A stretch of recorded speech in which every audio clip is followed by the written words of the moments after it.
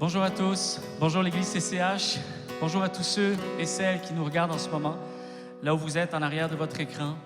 J'aimerais qu'on puisse débuter cette réunion en disposant nos cœurs à la présence de Jésus, qu'on puisse vraiment s'abandonner à tout ce que Dieu a pour nous en réserve ce matin pour chacune de nos vies. Sachant qu'il est Dieu, nous voulons l'élever, le glorifier. Nous allons chanter un chant qui déclare « Tu es là, présent parmi nous. Je t'adore, oui, je t'adore. » Et nous voulons déclarer à quel point Dieu est celui qui trace un chemin, qui opère des miracles, qui tient ses promesses en tout temps, parce qu'il est la lumière dans les ténèbres. Et nous voulons le louer et l'adorer ce matin. Alors sans plus tarder, on dispose nos cœurs à la présence de Jésus. Alléluia.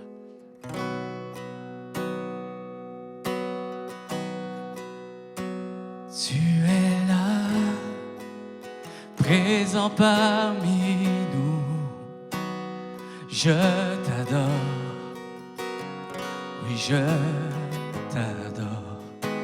Tu es là, agissant parmi nous. Je t'adore,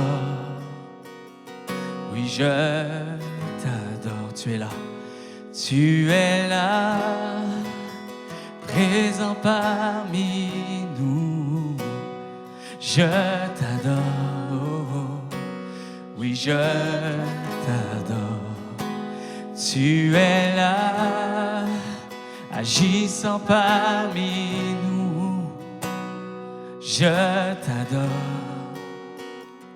oui je t'adore. Tu traces un chemin au Père des miracles. Tu tiens tes promesses, lumière dans les ténèbres. Mon Dieu, c'est ce que tu es. Ensemble. Tu traces un chemin au Père des miracles. Tu tiens tes promesses, lumière dans les ténèbres. Mon Dieu, c'est ce que tu es. Tu es là, transformant nos vies. Je t'adore, oui je t'adore. Tu es là, tu restaures les cœurs brisés. Je t'adore, oui je t'adore. Oh, tu traces un chemin au Père des miracles. Tu tiens tes promesses, lumière dans les ténèbres. Mon Dieu, c'est ce que tu es. Tu traces un chemin au Père des miracles. Tu tiens tes promesses, lumière dans les ténèbres. Mon Dieu, c'est ce que tu es. C'est ce que tu es. C'est ce que tu es. C'est ce que tu es. C'est ce que tu es. C'est ce que tu es. C'est ce que tu es. C'est ce que tu es. C'est ce que tu es. Tu traces un chemin. Tu traces un chemin au Père des miracles. Tu tiens tes promesses, lumière dans les ténèbres. Mon Dieu, c'est ce que tu es. Tu traces un chemin au Père des miracles. Tu tiens tes promesses, lumière dans les ténèbres. Mon Dieu, c'est ce que tu es. C'est ce que tu es. Ensemble, c'est ce que tu es.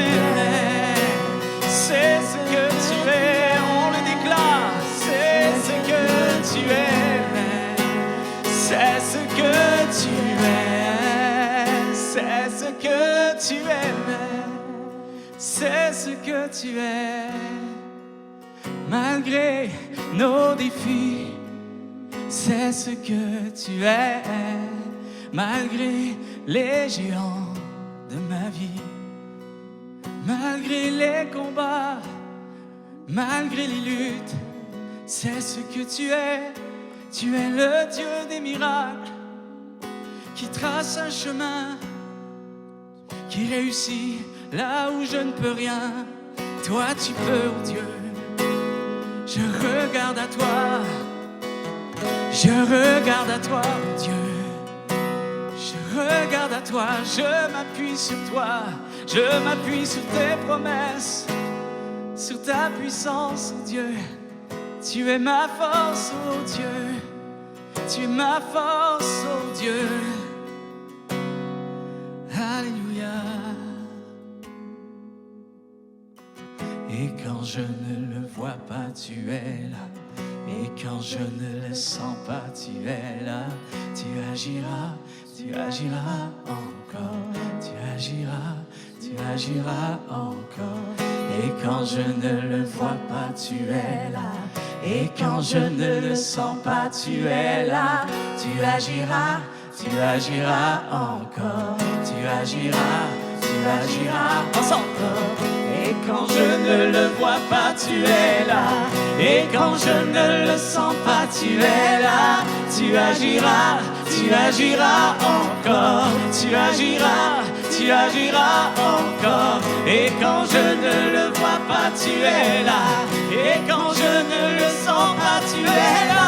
Tu agiras encore. Tu agiras encore. Et quand je ne le vois pas, tu es là. Et quand je ne le sens pas, tu es là. Tu agiras encore. Tu agiras encore une fois ça, encore. Et quand je ne le vois pas, tu es là. Et quand je ne le sens pas, tu es là.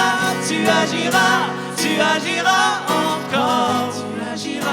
Tu agiras encore. C'est ce que tu es. C'est ce que tu es.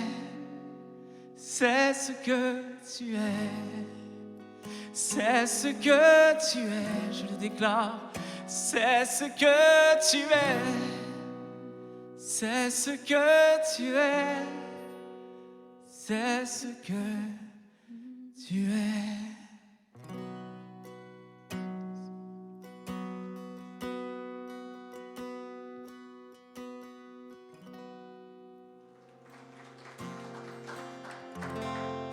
Bonjour tout le monde, bienvenue à l'église CCH.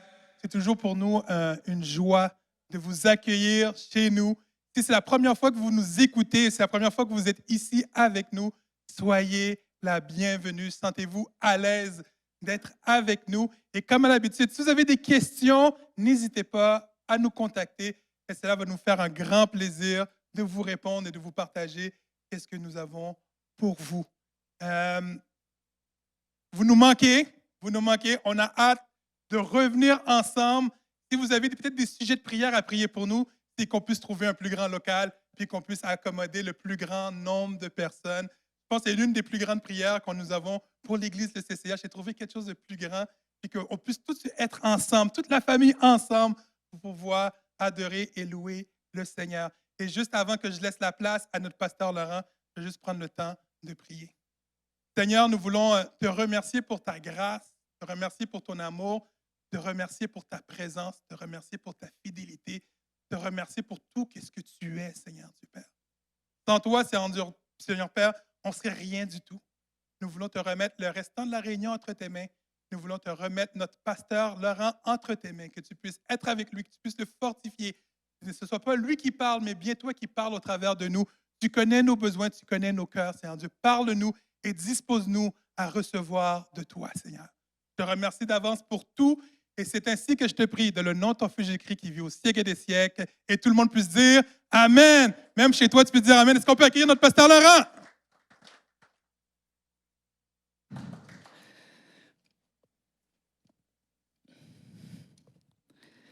Bonjour à tous. Très heureux d'être avec vous aujourd'hui, ce matin. Je vais encore encourager les gens qui nous regardent à travers la réunion en ligne, de vraiment prendre toutes les dispositions qu'il faut pour vraiment se positionner avec Dieu. Je crois ce matin un message que Dieu a mis sur mon cœur, qui est aussi le dernier message de la série que nous avons entamé ensemble, cette série qui s'intitule « Va avec ce que tu as ». Et ce matin, j'ai vraiment senti sur mon cœur que Dieu allait parler à des cœurs précisément. Et ce que je veux faire aussi, c'est un peu nouveau pour moi.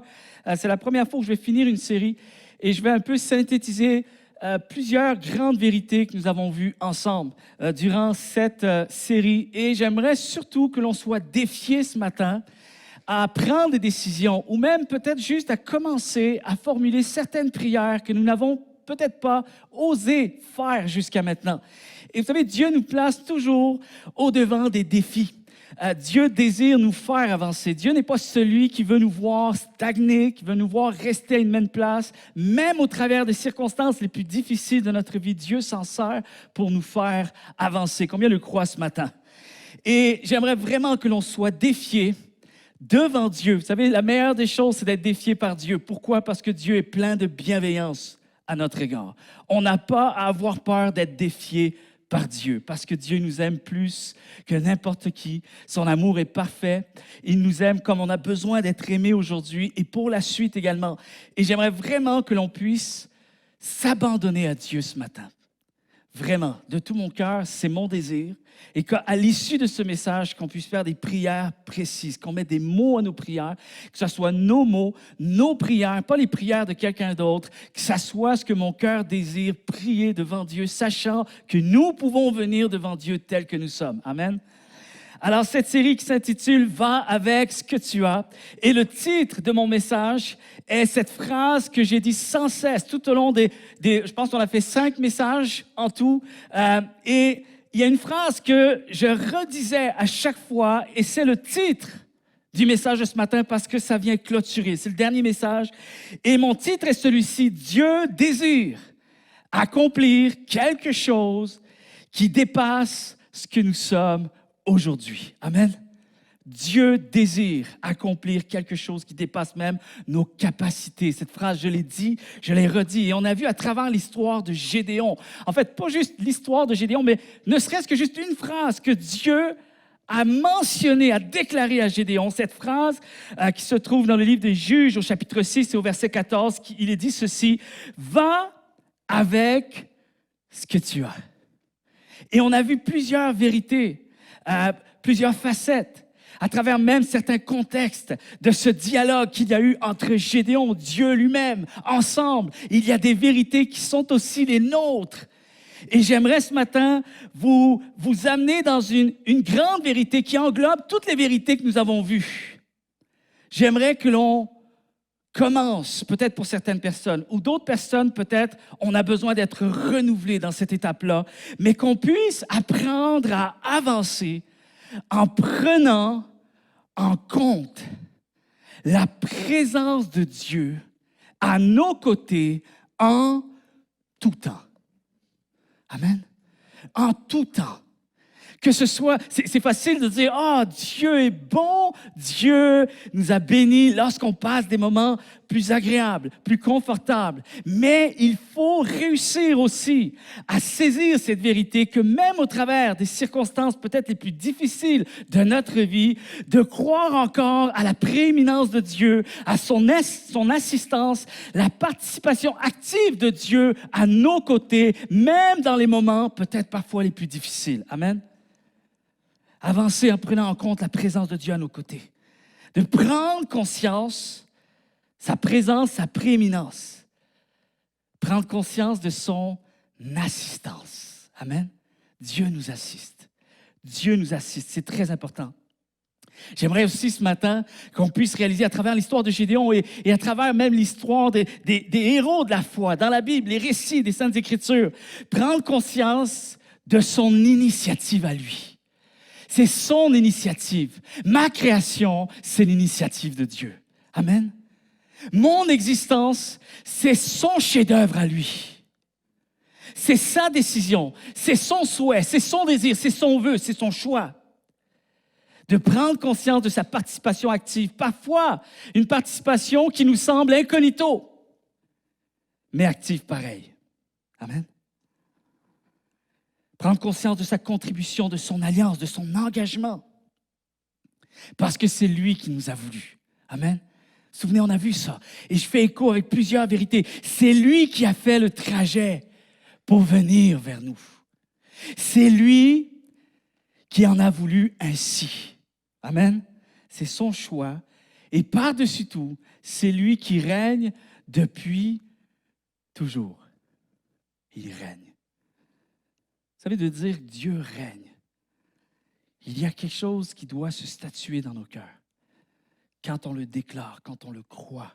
Et non seulement je le crois, mais je le redis à Dieu. Seigneur, lorsque je viens dans ta présence, je viens dans la prière. Très souvent, parfois les sentiments ne sont pas en corrélation avec ce que la Bible dit, ou ce que Dieu est, ou ce que le ciel peut être. Parfois, entre ce que je vis sur terre et ce que le ciel est, il y a un décalage. Mais je veux m'assurer d'une chose, qu'au-delà de ce que je ressens, au-delà de ce que je peux vivre actuellement, je prends le temps très souvent d'arriver dans la présence de Dieu et la prière, et je déclare une chose. Et le fait de le déclarer, on dirait que mes oreilles l'entendent et mon cœur le reçoit 2 fois plus. Pourtant, ça sort de moi, mais ça a une affirmation encore plus puissante en moi. Je déclare, Seigneur, je sais que tu règnes.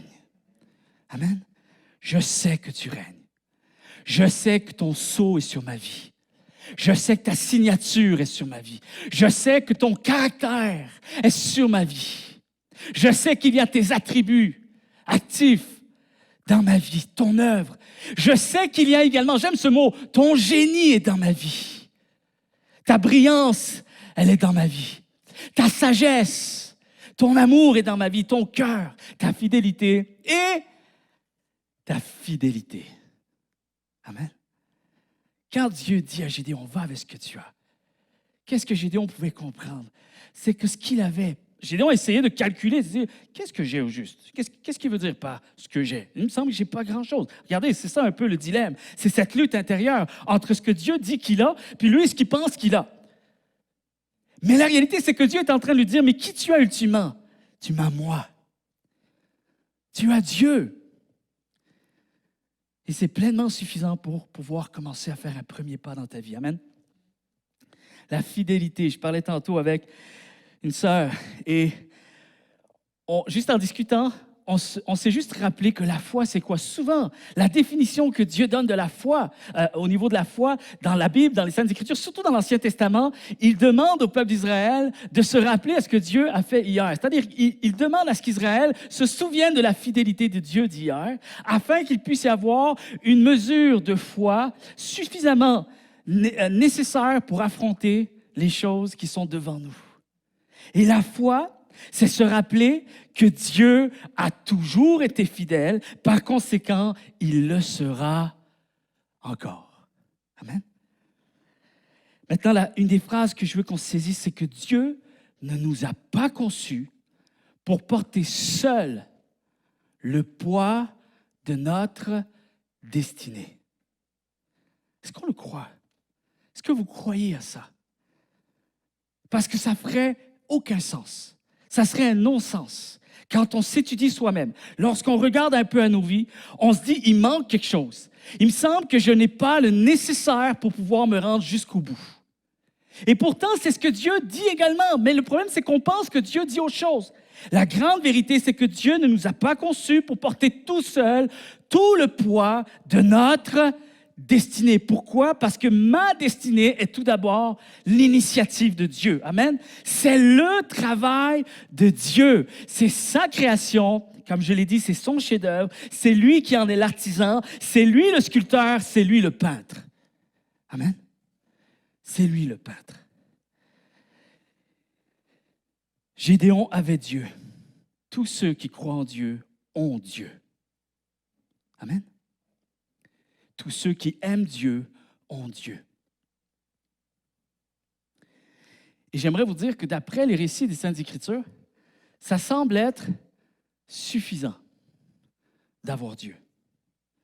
Avoir Dieu semble être suffisant pour passer au travers de tout ce qu'on va devoir vivre. Ça semble être suffisant.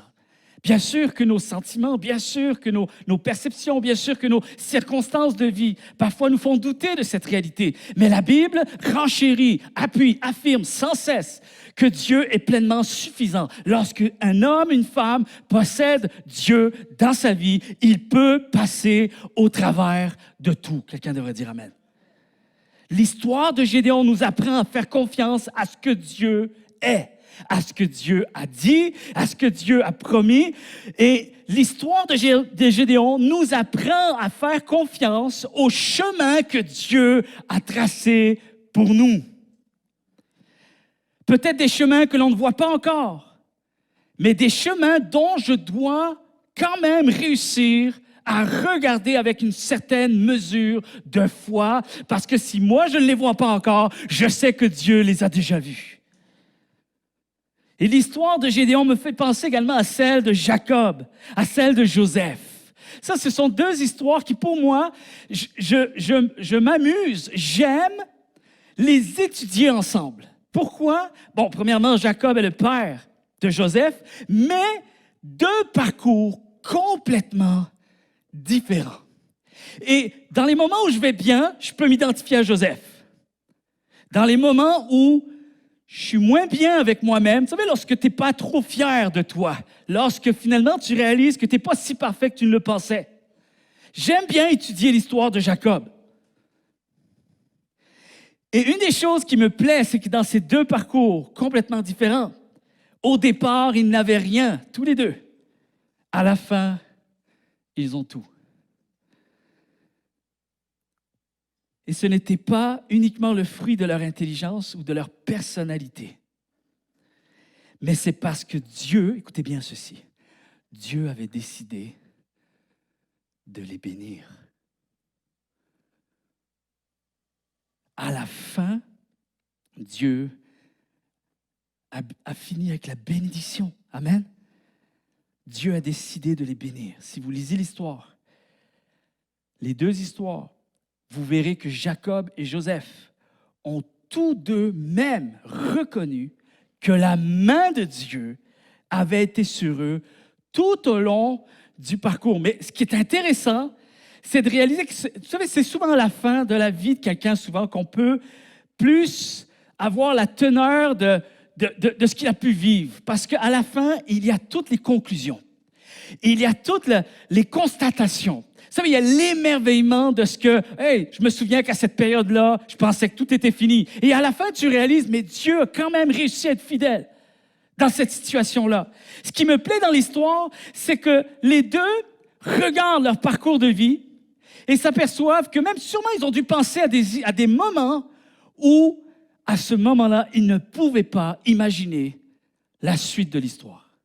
Et à la fin, ils disent, Dieu a été là, Dieu a été fidèle, Dieu a décidé de bénir. Et je me rends compte que quand Dieu décide de bénir, nous, on peut en douter pendant un certain temps, mais Dieu sait qu'à la fin, la bénédiction va finir par arriver. Quelqu'un devrait dire Amen.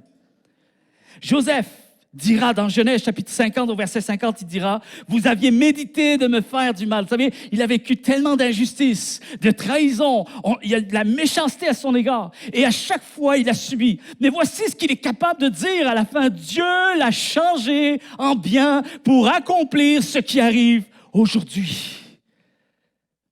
S'il doutait avant, il ne doute plus aujourd'hui.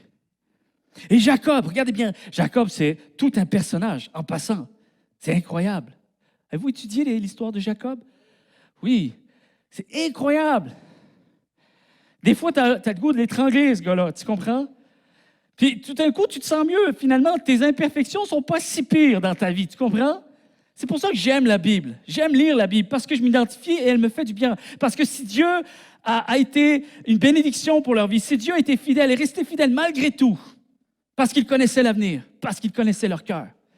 Il connaissait également les personnes qu'ils allaient devenir.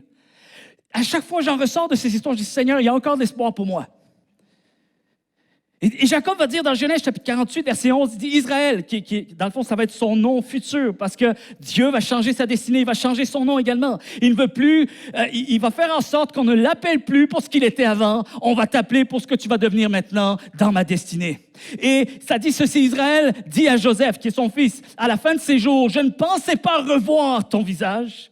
Et voici que Dieu est dans l'équation, me fait voir même ta postérité. Non seulement je pensais que tu étais mort, non seulement je pensais que tout était perdu, non seulement je te revois, mais j'ai le privilège de pouvoir voir mes petits-enfants. C'est extraordinaire. Et il donne tout le crédit à Dieu. Et au verset 15 du même chapitre, il va faire une prière. Et dans cette prière, c'est comme s'il disait quelque chose.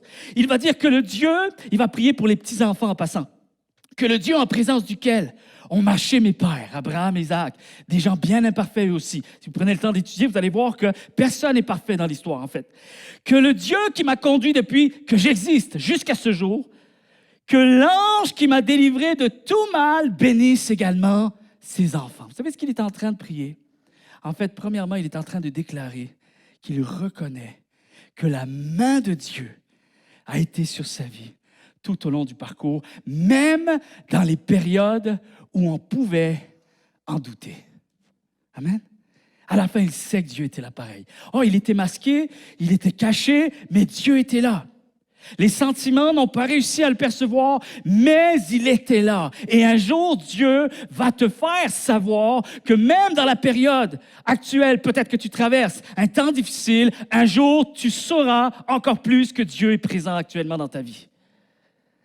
Deux parcours totalement différents. Un a subi son parcours, l'autre n'a cessé de manipuler son parcours. Joseph a subi les circonstances, une après l'autre. À chaque fois qu'il en sort, une pire arrive. Et on croirait même, quand tu vois les réactions de Joseph, c'est pas toujours quand je vais pas bien ou quand je sais que je suis pas parfait. C'est pas toujours Joseph que j'aime lire à ce moment-là. Parce que des fois, Joseph me confond en disant, pourtant, c'était un homme. La Bible nous dit que c'était bien un homme comme nous. Mais des fois, j'ose croire que, était-il parfait à toujours réagir avec des bonnes attitudes?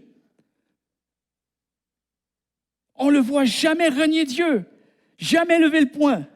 Il reste toujours le numéro 1. Spirituellement, il reste intact. Des fois, j'ose dire que c'est pratiquement le plus parfait des imparfaits. Aucun vice, aucune arme à la main, aucune tricherie. Et il y a l'autre, Jacob, son père, qui n'a jamais cessé de manipuler les événements. Menteur, vicieux, envieux, imposteur, trompeur, lâche et peureux, même au point qu'il se bat avec Dieu puis s'en rend même pas compte. Ça en prend de la patience pour bénir un homme comme ça jusqu'à la fin de ses jours. Il y avait Dieu. Et il y a de l'espoir pour nous. Amen.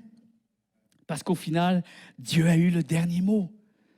Au final, on se souviendra de Dieu. Amen. Deux chemins différents, mais le même Dieu. À la fin de tout, il va s'agir de la même ordonnance. J'ordonnerai à la bénédiction d'être avec toi. Amen.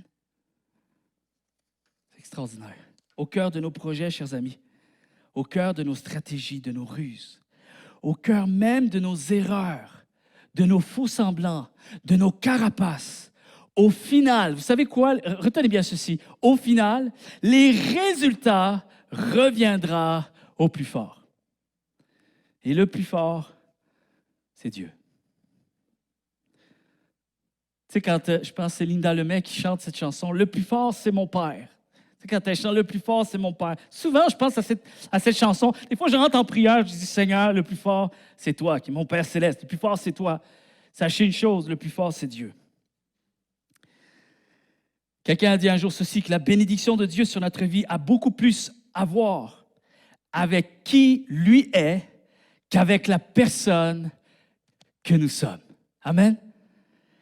Et tant que l'on se bat par nous-mêmes, écoutez bien ceci, tant que l'on reste préoccupé à vouloir toujours plus, à vouloir à tout prix gagner l'opinion des autres, en pensant que c'est là que notre bonheur va résider, tant que l'on court après les résultats, tant que l'on court après les sensations fortes, tant que l'on court après les symboles de la réussite, tout cela démontre que nous n'avons pas encore bien compris la source réelle de notre bonheur.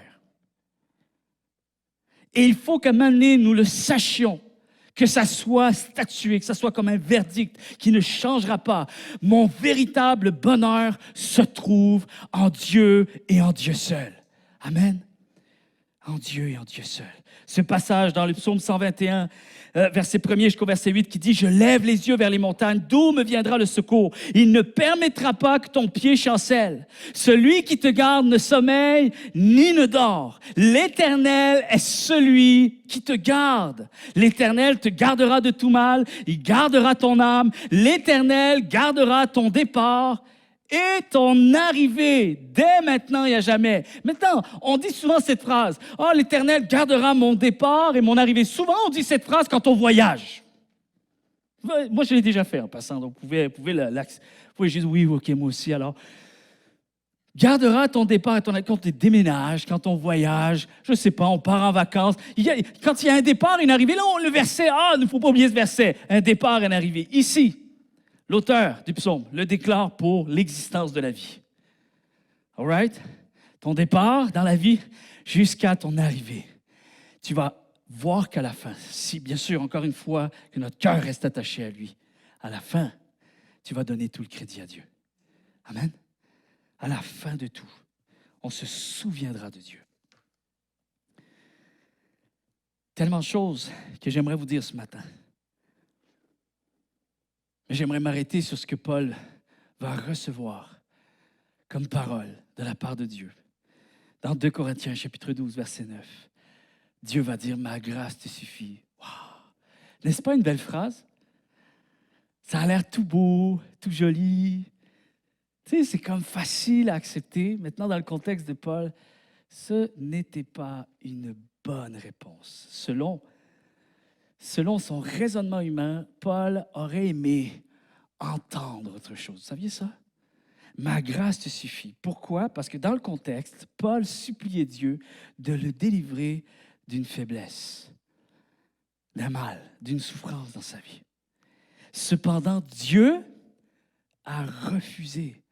Quand on lit « Ma grâce te suffit », sachez une chose, c'est un refus de d'autres choses.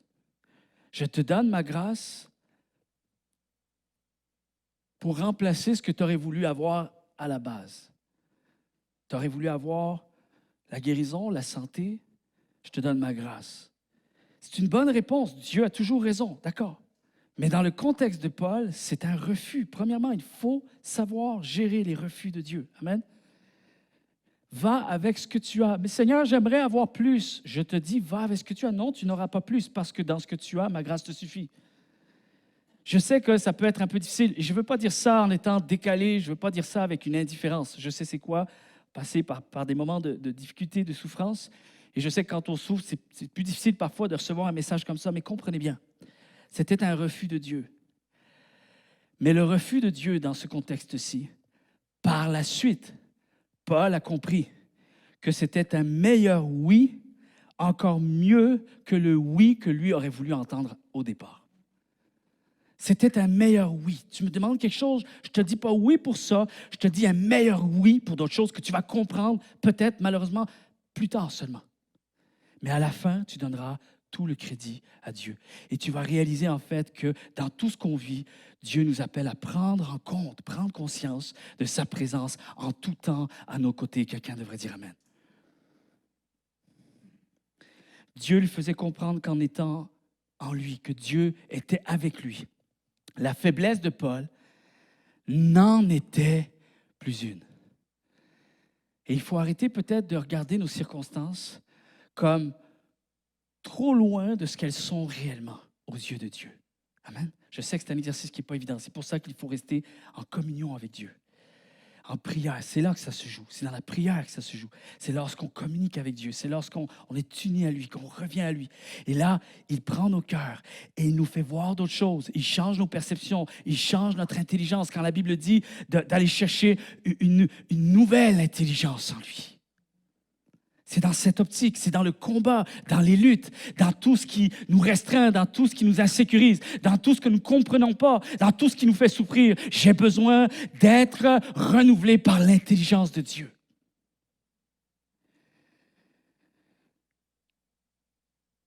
C'était une bénédiction en devenir.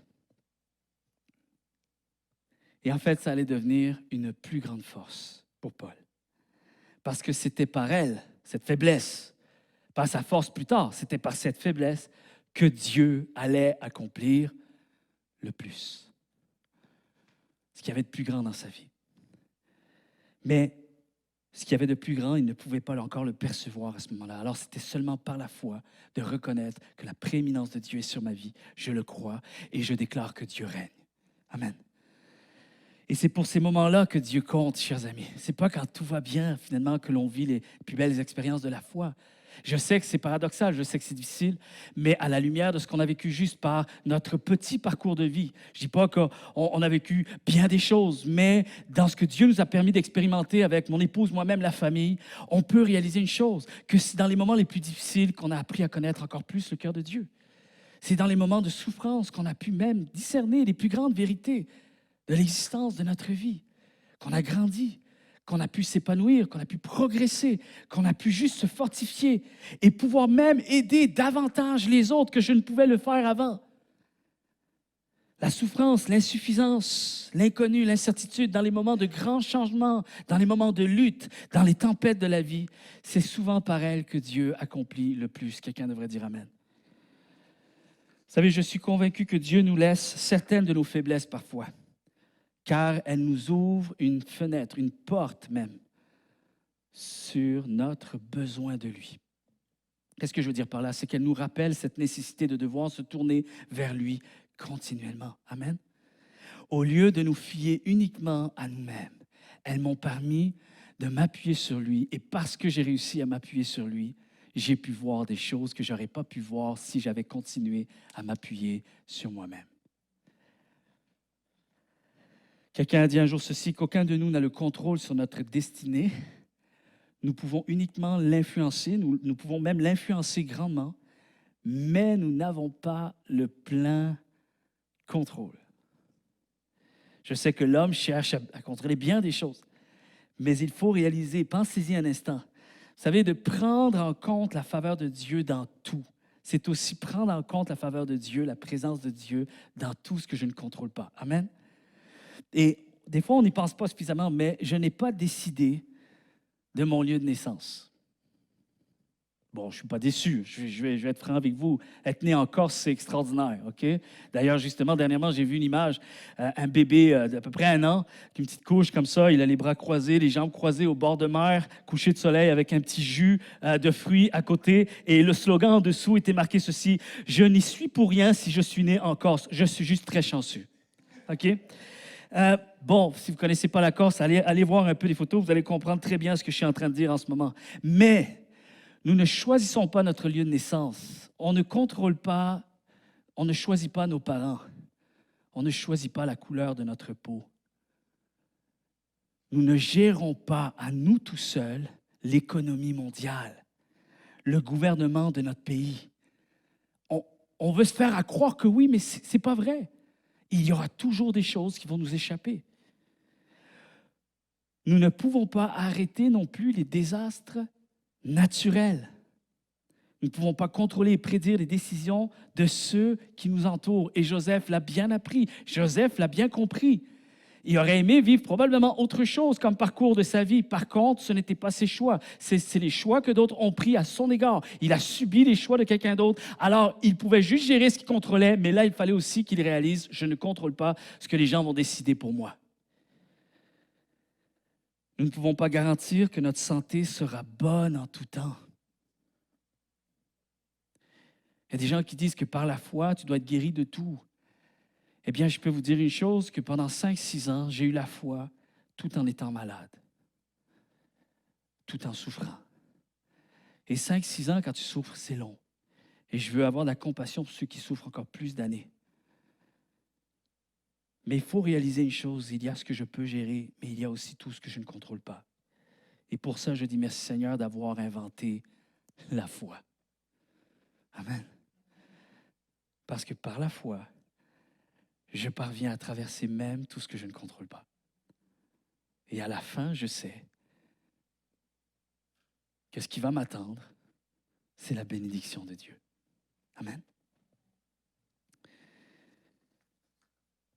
Combien croient que Dieu veille sur nous? Il nous guide, il nous protège. Je veux vraiment terminer ce message. Les dernier message qu'on a partagé, il y a des vérités. Vous savez, j'ai relu, c'est la première fois que je fais ça, j'ai relu les messages qu'on a prêchés. Et c'est drôle, hein, parce que si moi, après 10 jours, j'oublie le message que j'ai prêché, j'imagine que ça doit être encore pire pour les gens qui m'entendent. Parce que moi, 2 jours sur un message, je passe 2 jours parfois à étudier, à regarder, puis 10 jours après, je dis, mais qu'est-ce que... Ah oui, j'ai dit ça. Ah ouais, oh, wow, OK. Puis j'ai réalisé qu'il y avait de trop grandes vérités pour juste dire, ben, à une prochaine série, j'aurai l'occasion d'en reparler. Non, je veux juste qu'on affirme quelque chose ce matin. J'aimerais qu'on puisse même prier pour ces vérités-là et qu'on puisse les marquer, que l'on marque. Je sais qu'il y en a beaucoup qui écrivent. Moi, je suis quelqu'un qui écrit tout ce que Dieu dit, mais je veux surtout que ça soit gravé sur mon cœur. Voici une des grandes vérités, et c'est le titre de là, et puis je termine, je clôture. Dieu désire accomplir quelque chose qui dépasse qui nous sommes, qui dépasse nos capacités. Amen.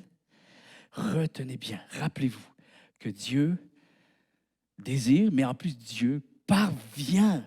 Il va parvenir à vous faire accomplir quelque chose qui dépasse ce que vous pouvez faire aujourd'hui. Amen. Et la chose qu'il faut faire pour rentrer dans cette vérité, voici ce qu'il va falloir que l'on accepte. Il va falloir que l'on croie et que l'on laisse certaines autres choses de l'autre côté. C'est d'arrêter de penser que ce que je peux accomplir de plus, je vais pouvoir l'accomplir seulement si je suis meilleur. Seulement si je parviens à faire tout ce que Dieu me demande. Parce que selon la Bible, il y a des grands héros de la foi qui ont accompli des choses extraordinaires en étant tout croche.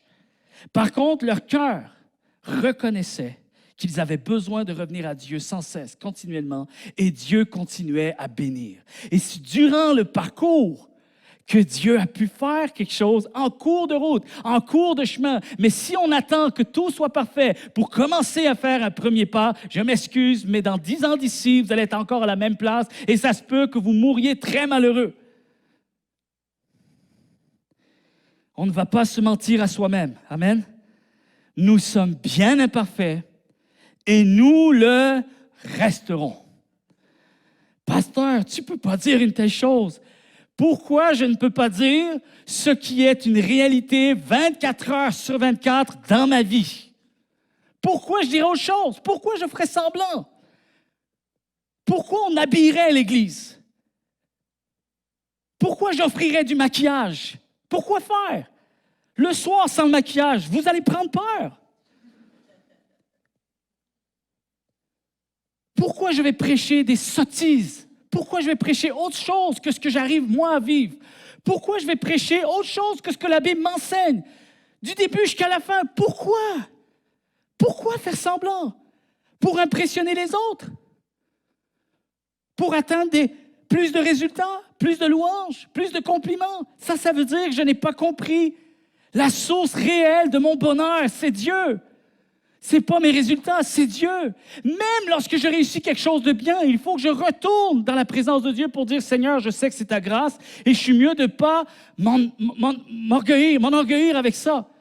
Parce que ça peut devenir même une perte pour moi finalement. Je peux perdre plus encore. Donc, résultat ou pas, Dieu reste toujours à la source de ce que je dois saisir principalement dans toute mon existence. Quelqu'un devrait dire Amen. On ne va pas se mentir à soi-même. Mais malgré mes imperfections, j'ai choisi d'avancer avec Dieu tel que je suis aujourd'hui. Amen. Va avec ce que tu as, Gédéon. Va avec ce que tu as. Il prend ton nom ce matin et il dit, va avec ce que tu as. Tu es imparfait, tu le réalises. Je te demande quand même de faire un premier pas. Avance avec Dieu tel que tu es. Et c'est en cours de route que je vais comprendre davantage le cœur que Dieu possède à mon égard. Amen. Deuxième vérité, très rapidement. J'en ai plusieurs, inquiétez-vous pas, là, ce n'est pas le deuxième point du message. C'est, je vous donne des vérités, je vous donne en rafale des vérités qu'on a saisies ensemble. Prépare-toi à avancer avec Dieu. Et voici ce que je dis ce matin. Prends ton sac à dos de la vie. Prends pas celui que tu aimerais avoir, prends celui que tu as aujourd'hui. Et prépare-toi à avancer avec Dieu.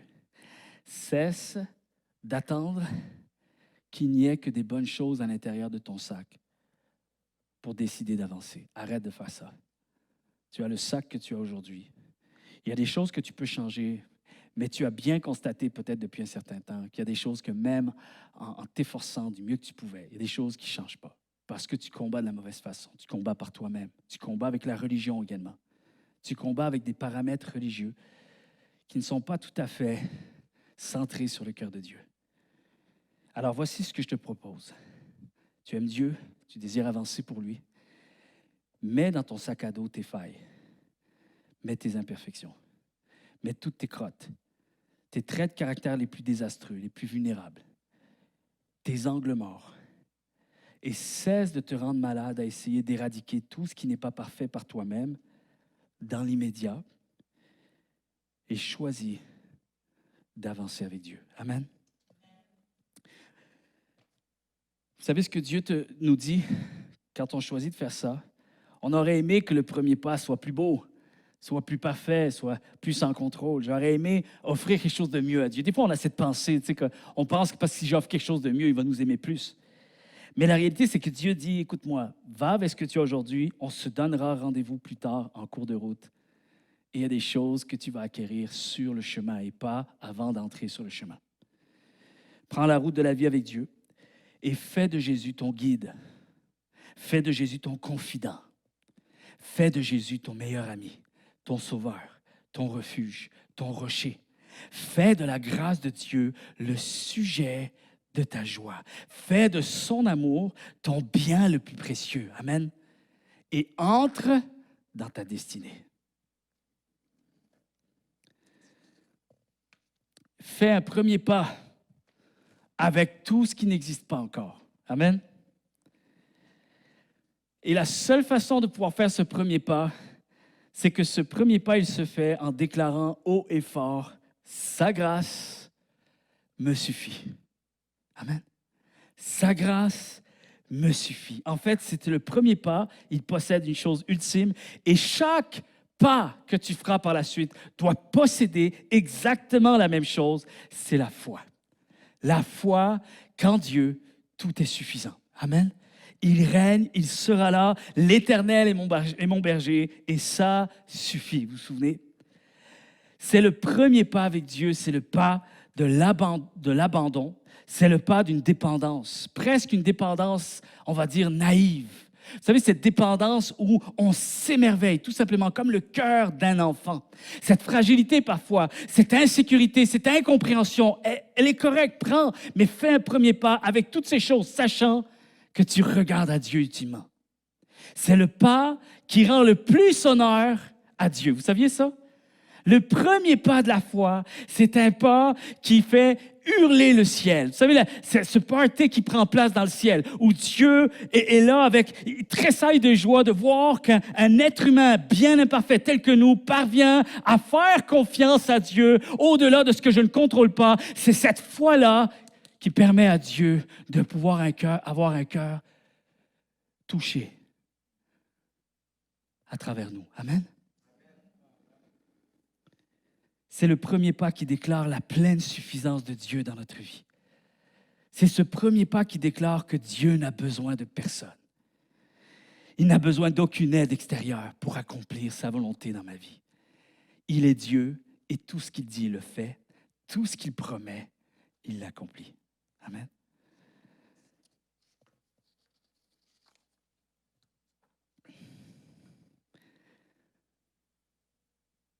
Si réussir notre vie avait dépendu de nous, nous serions encore loin de Dieu. Amen. Dieu s'est approché de nous et lorsque Dieu nous a choisis, comprenez bien, il ne l'a pas fait par désespoir, comme si nous étions sa seule chance de réussir. D'accord? Je dis souvent que sans Dieu, nous ne pouvons rien faire du tout. Mais sans nous, Dieu peut tout quand même. Dieu pourrait très bien se passer de nous, mais il nous a permis de le rejoindre en ayant en vue notre bien, notre épanouissement, notre salut, notre liberté. Il désire faire de nous des bénéficiaires de sa nature divine. Amen. En d'autres termes, il nous bénira de son plein gré. Entre dans la destinée que Dieu a pour toi. Et je termine bientôt. Entre dans la destinée que Dieu a pour toi, même si elle semble être une folie à tes yeux. Amen. Parce que sache une chose, que quand tu rentres dans l'aventure de Dieu et qu'elle te paraît si folle, il faut que tu te souviennes que ce n'est pas ta folie, mais c'est celle de Dieu. Et la Bible dit que la folie de Dieu est plus sage que la sagesse des hommes. Je peux même faire confiance à la folie de Dieu. Vous vous rendez compte? Je peux faire confiance à la folie de Dieu. Je peux même faire confiance à la faiblesse de Dieu, puisqu'il est dit dans le même verset, au 1 Corinthiens, chapitre 1er, verset 25, il est dit « La faiblesse de Dieu est plus forte que la force des hommes. » Alors je suis baqué en tout temps. Amen. Parce que je sais qu'il sait ce qu'il fait. Il était là bien avant que je sois et que j'existe. Alors je choisis de lui faire confiance aujourd'hui. Amen. Et je termine avec ceci. Mettons-nous en marche avec Dieu dès maintenant. Malgré nos luttes. J'aimerais dire à tout le monde ici, sur le chemin, nous allons continuer à faire face à nos luttes. Mais voici ce que Dieu nous demande.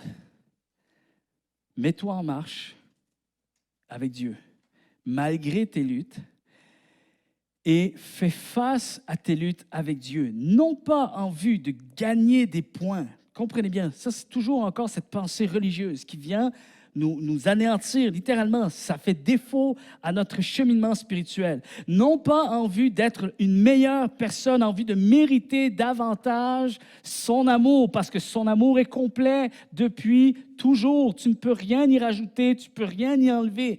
Nous allons devoir faire face à nos luttes avec lui et pas sans lui. Et une fois que j'ai réglé mes luttes, je peux aller vers lui. Non, Dieu a conçu les choses pour que nos luttes vont être une réalité. Maintenant, Dieu a prévu que ces luttes soient aussi sur le chemin que j'emprunte. Et je dois apprendre à lutter ces luttes avec lui, sachant que malgré les luttes, il continue à m'aimer, il continue à vouloir le meilleur pour moi. Sa bienveillance est encore au rendez-vous. Et il est hors de question que je laisse cette vérité m'échapper. Est-ce qu'on peut se lever tous ensemble?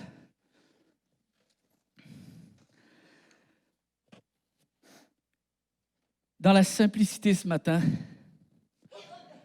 j'aimerais que l'on sorte de cette série. Et pour ceux et celles qui peut-être n'avaient pas écouté cette série, je vous encourage à le faire. Le message également de Pasteur Kendi sur l'amour de Dieu, que Dieu nous aime incroyablement, bien plus qu'on ne le pense. Toutes ces vérités qu'on a vues. J'aimerais que l'on puisse tout simplement les amener devant Dieu et de dire, Seigneur, il s'agit de moi ce matin.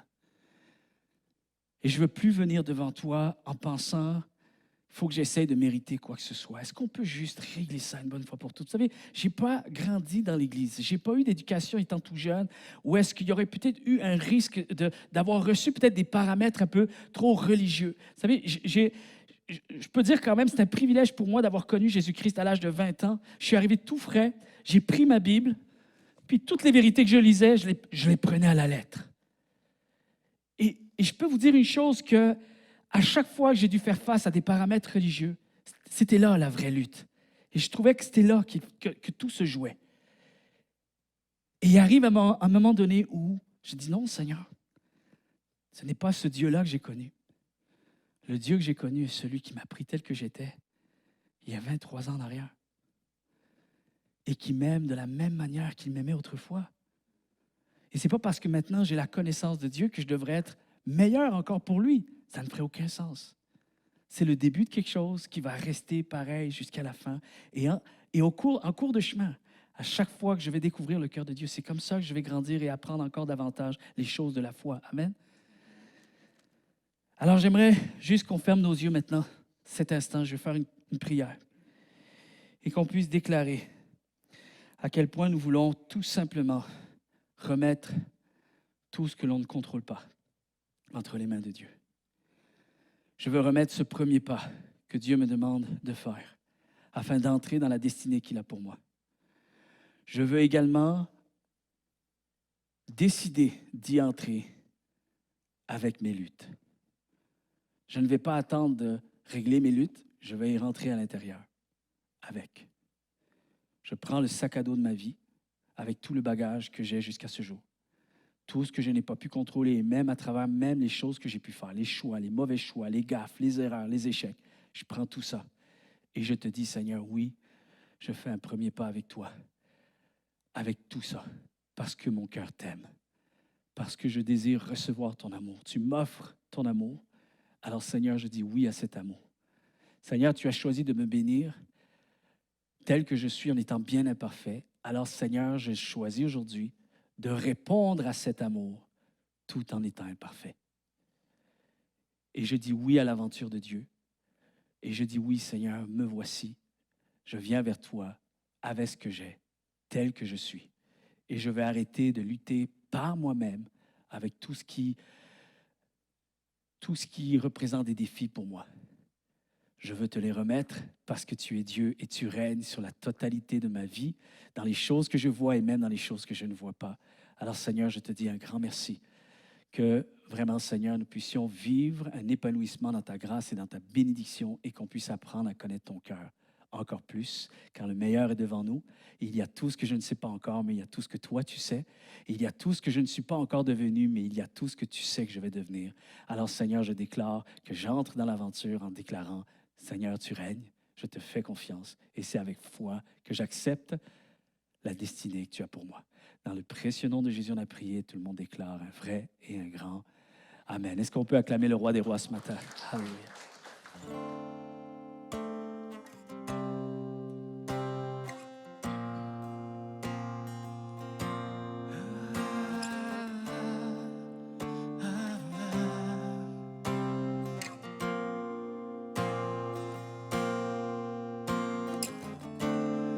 Avant mes premiers mots, tu me connaissais déjà. Oui, tu es si bon envers moi. Avant mon premier souffle, tu mis ta vie en moi. Oui, tu es si tendre envers moi. Oh, l'amour renversant, extravagant, infini de Dieu. Sans faiblir, il me cherche, il me poursuit, me ramène à lui. Je suis indigne et sans mérite, mais pour moi tu t'es livré. Oh, l'amour renversant, extravagant, infini de Dieu. Oh, oh, oh, oh, oh. Je te rejetais sans relâche, tu m'aimais. Oui, tu es si bon envers moi. Je me sentais vain, tu m'as offert la croix. Oui, tu es si tendre envers moi. Oh, l'amour renversant, extravagant, infini de Dieu. Sans faiblir, il me cherche, il me poursuit, me ramène à lui. Je suis indigne et sans mérite, mais pour moi tu t'es livré. Oh, l'amour renversant, extravagant, infini de Dieu. Oh, oh, oh.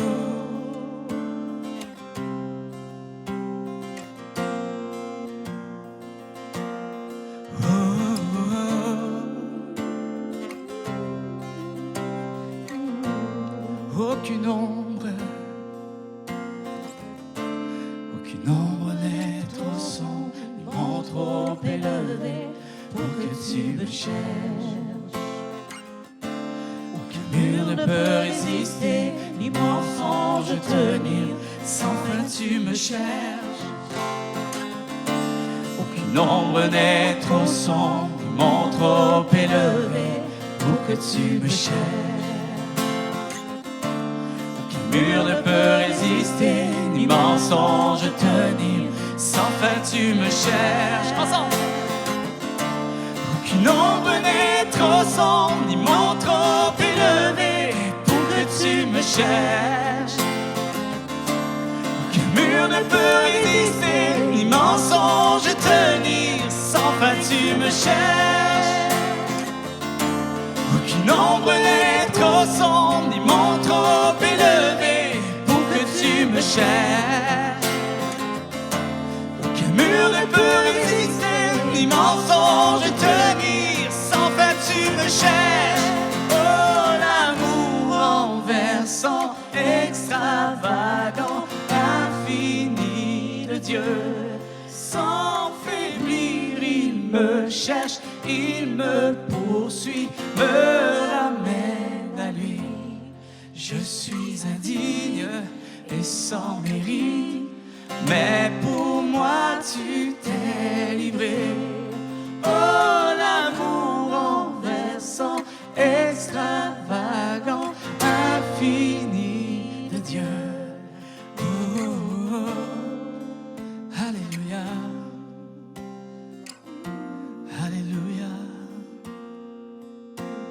On regarde à toi, on regarde à ton amour. Alléluia. Alléluia. On s'abandonne à toi, on dispose nos cœurs à recevoir de toi. Oh, prends nos cœurs, prends nos vies, nous voici. Je viens à toi, je viens à toi, je viens à toi. Comme à l'habitude, si vous avez des questions, on est là pour vous.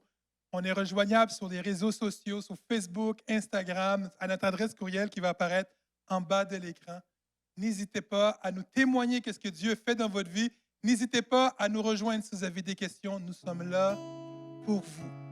Si vous voulez contribuer au ministère du CCH, de la même manière, écrivez-nous à l'adresse courriel et nous rentrerons en contact avec vous afin de vous dire comment faire. Et à toutes les semaines, nous avons des réunions, des petites capsules pour vos enfants sur notre chaîne YouTube, Église CCH. Donc, on vous invite à mettre vos enfants devant la télévision afin qu'ils puissent aussi avoir leur petite réunion à eux à tous les dimanches. Que Dieu vous bénisse. Prenez le temps juste de réfléchir à ce que Dieu nous a donné aujourd'hui, à ce que Dieu nous a dit aujourd'hui. Et Dieu, qu'est-ce qu'il veut qu'on fasse? C'est juste dépendre de lui et d'être dans sa grâce. Que Dieu vous bénisse et on se voit la semaine prochaine.